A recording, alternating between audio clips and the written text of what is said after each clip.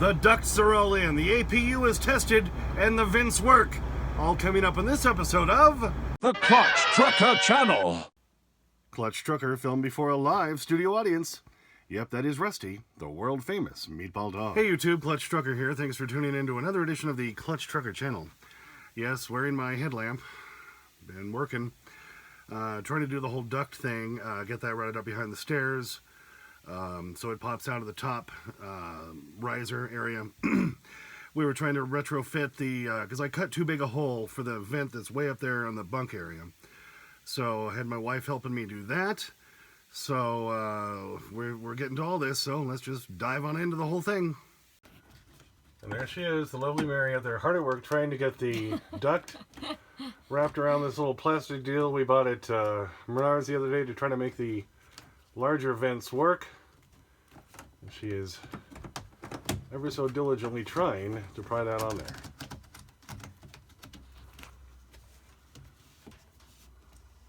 It is done. Aha.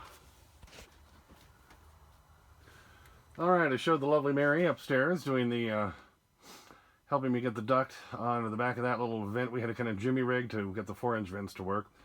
We had a whole system for this one too. It's also one of the 4-inch vents. This one had more space behind it, so we could use kind of the reducer thing we found at Menards for that one to work. So I think it helps frame that out real nicely. I'll put some more of this kind of paneling board into that area right there.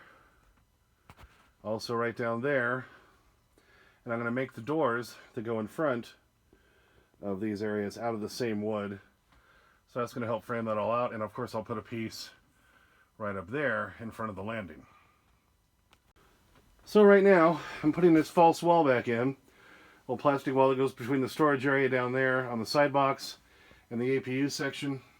Had to cut a hole in that right there for the duct that's up there. If I can focus.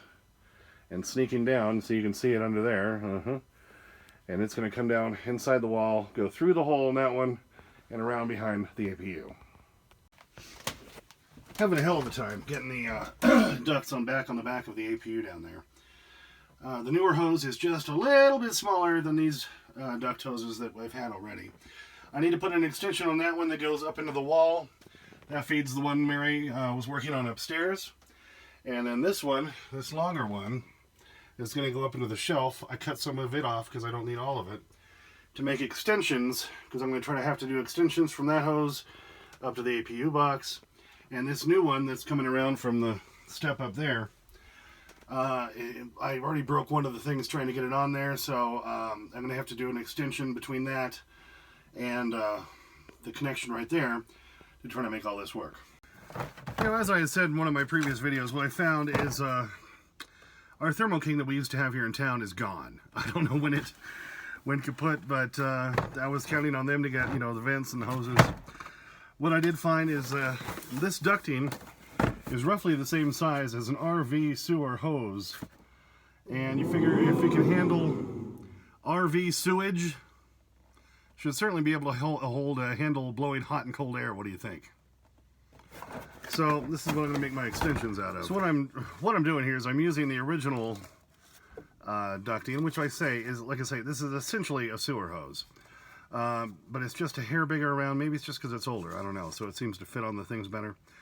I'm going to put this little extension. So you would call this, I guess, what, a female to female or male to male. I'm not sure what you call it. It fits over both of the hoses. That's the only thing I know. And so this is how I'm going to make my junction, so then I can hopefully still get this back on the back of the APU, and we'll put the new hose. Well, this stuff is like a giant slinky. Well, walks downstairs, a loner in pairs, everyone knows it's Slinky. Alright, got the hose clamp on this end of it.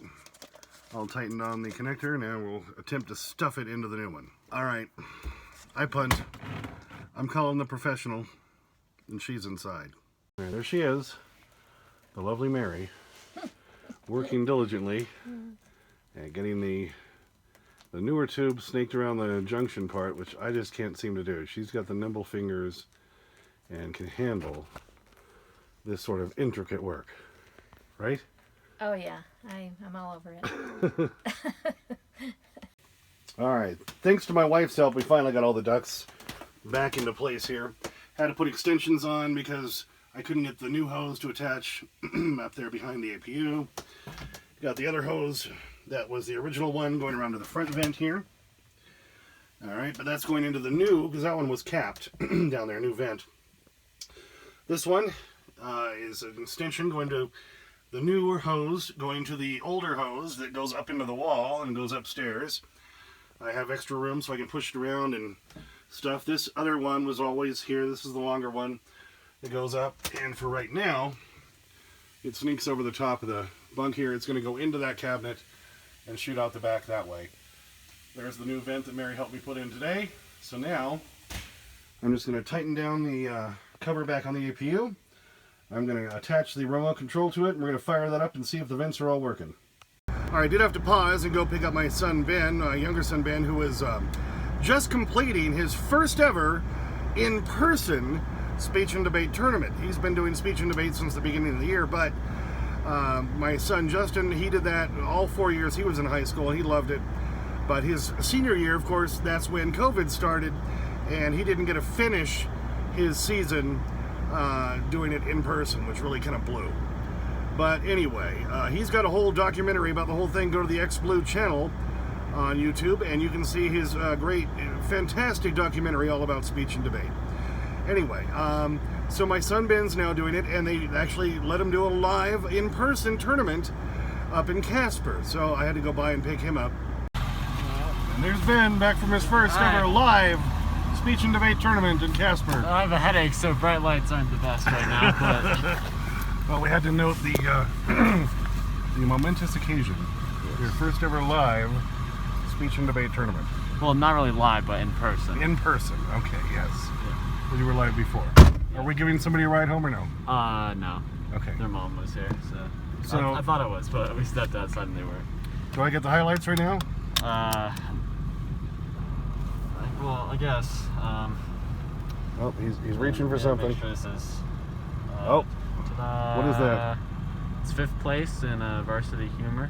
Oh, very good. Yes. Not only did you break, you got 5th place for your first ever in person. There was 6 humor. people, and I got 5th. So yeah.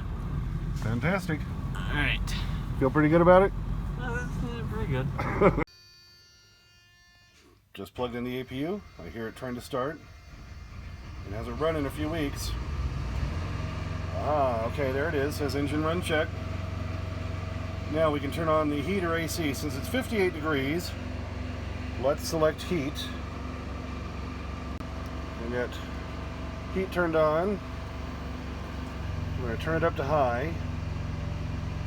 And we're going to hit it on high and see how it does. We should start feeling air blowing. Oh, saw something come out this one. Feel air blowing there. I feel air down here at my feet, where this one is. Let's see if it starts to feel warm.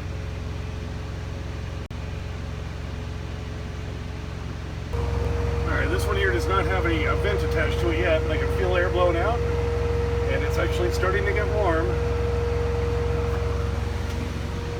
There's air blowing out this vent. It's starting to get warm. Air blowing down here, and it's starting to get warm, so it's doing its thing. It's an electric heater under that APU, so it takes a little while for the heat to warm up. It's like if you have a window air conditioner unit that also has heat, that's how it creates the heat through electricity. But that's blowing nicely out of that vent. Blowing down there, and that tube just fell down. Alright, we have to climb up to verify the one up there is working. Alright, we climbed up here. I feel air coming out, and it's warm. Awesome. That's what we want. So all the reducting I've done has been successful. So when I'm up here, as the winter progresses, here's my bed. I'll have heat blowing right at me.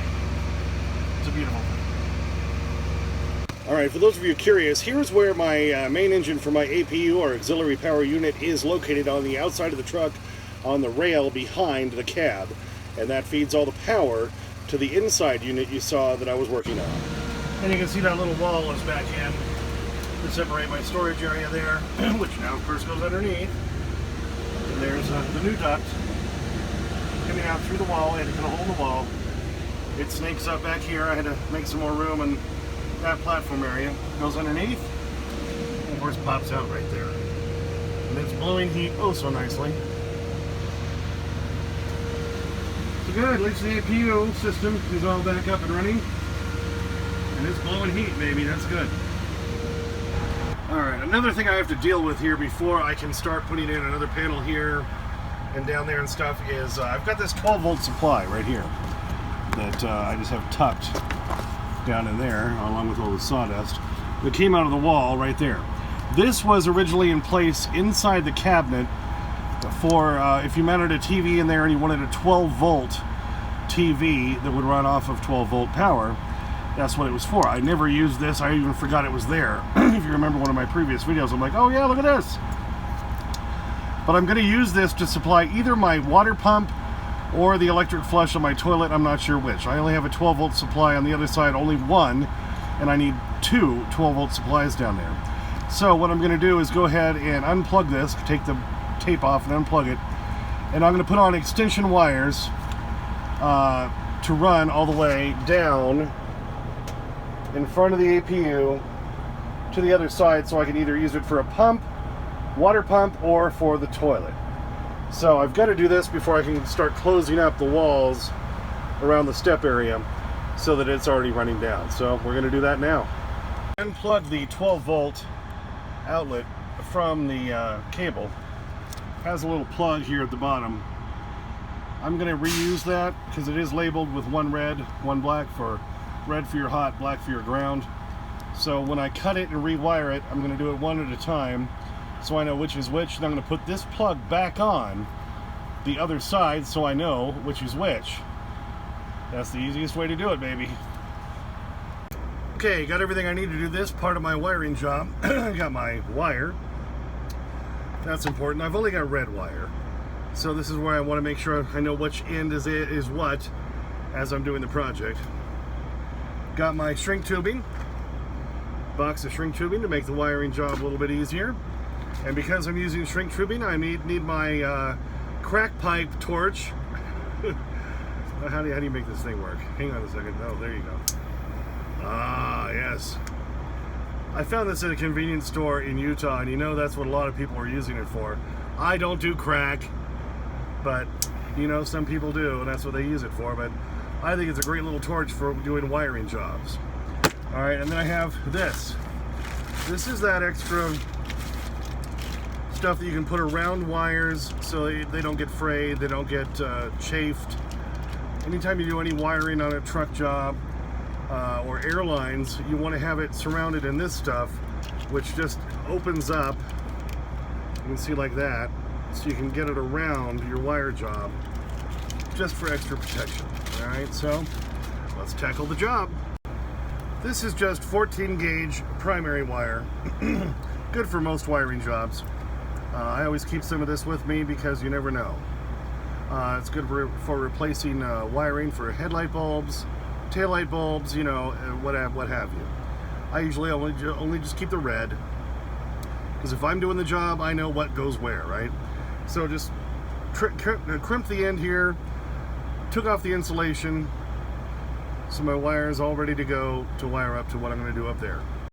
Alright, I've cut and stripped the what will be the black wire for this one, so we're going to go ahead and put some shrink tubing on there, put that, twist that together, fold it over, and then torch it down, baby. Since these are little short pieces of shrink tubing, I like to put a larger one that's going to go over the other junction first onto the wire. Then I'm going to put the one that's actually going to fit closer to the wire, which you can see right there, that's closer to the gauge of the wire. Alright, so that'll just give me double protection. So this is pushed onto the one side. We'll go twist them around the other wire right up there. Slide that over the junction. Shrink it down. You just twist the two wires together like, you know, those bread twist ties that you put on bread. Then you bend it down in the direction of either way, however you want to go. But because my tube's on this side, it's going to be easier to push over the junction that way.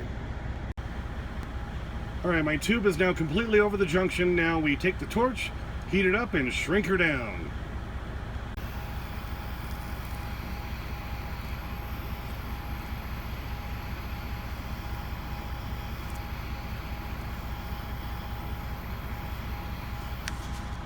That's why it's called shrink tubing, baby. So now you have a weather-tight junction. Now I'm going to slide my bigger piece up over that junction.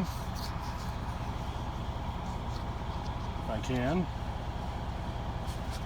Okay, so now it's over that junction and we're going to shrink that down too.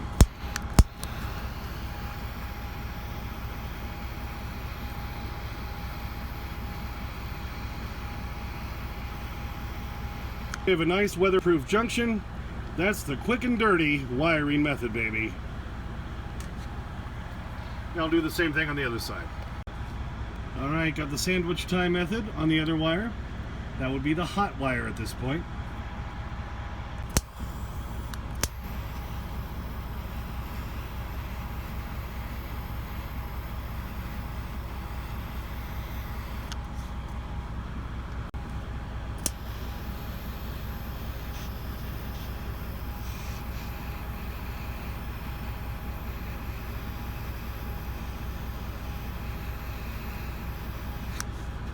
Alright, got the negative or black side already done on the other end, going back into the plug. Now we'll just finish off the red side.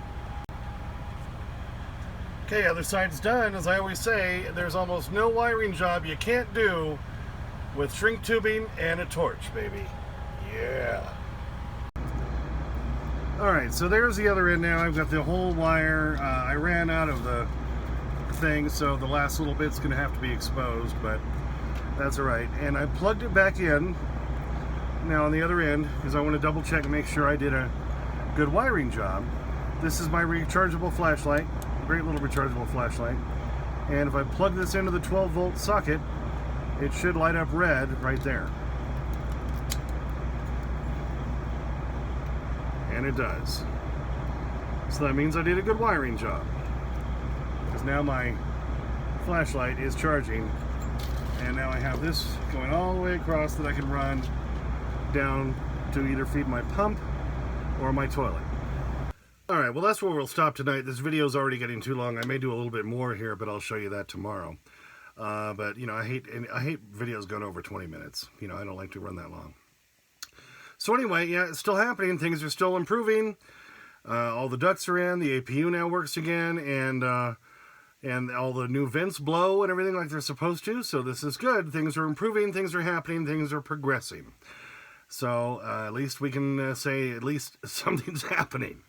Well, thanks for tuning into that one. Yeah, just some minor things I had to get done before I can really proceed with the platform for the fridge and freezer. That duct had to go up into place, and try to put some of that little paneling in that I bought at Menards. So there you go. Thanks for tuning in. Please subscribe. Please like and comment if you'd like to. I get to your comments usually within 24 hours while doing this project. And as always, sniff that magic YouTube fairy dust. Clutch and Rusty. Out. Okay, let's head on in there. That's a clip-on. You sure? All right, Rusty. You want to make an attempt at the stairs again? Here's your begging strip. Oop, look. It's up here. It's up there. Can you get it? Hey, Rusty. I got your begging strip up here. Where are you? Rusty! Look. See, I got it up here. If I can come up here, you can come up here. Come on.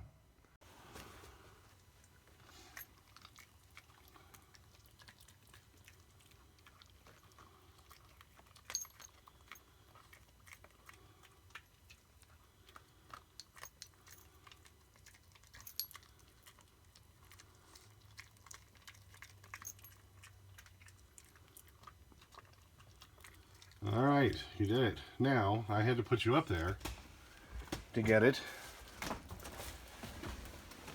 Can you come back down on your own? You can do it, Rusty. Come on down. There you go. See? That wasn't that bad. All right. Yay.